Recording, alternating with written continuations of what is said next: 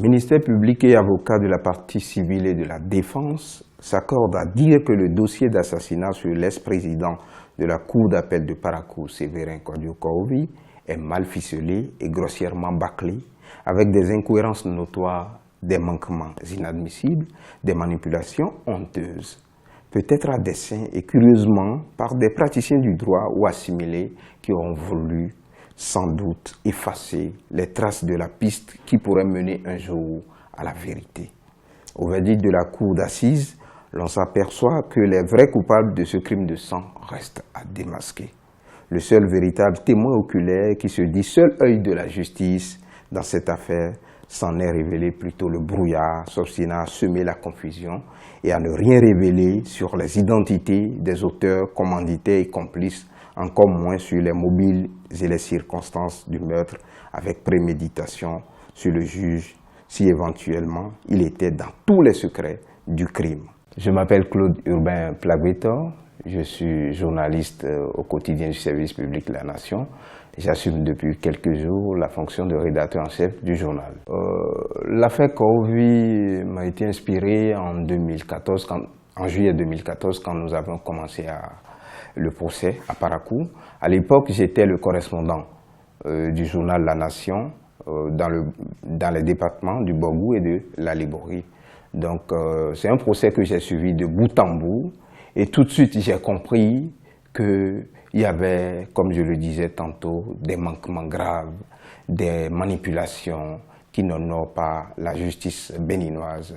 Jusqu'à présent, on ne sait pas qui a tué Kaovi, on a juste trouvé un complice, mais ni les commanditaires, ni les auteurs n'ont été démasqués jusque-là. On ne sait même pas pourquoi il a été tué. Donc c'est tout ça qui m'a amené à écrire ce livre que j'ai intitulé L'affaire Kaovi, chronique d'un procès au goût d'inachevé. Un goût d'inachevé parce que on ne sait pas, c'est comme s'il n'y avait pas eu d'affaire.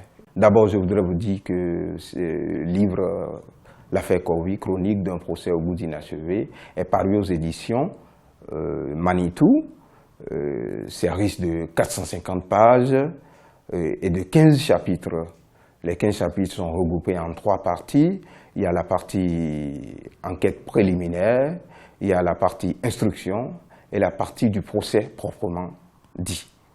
Donc, le livre est basé d'abord sur les faits.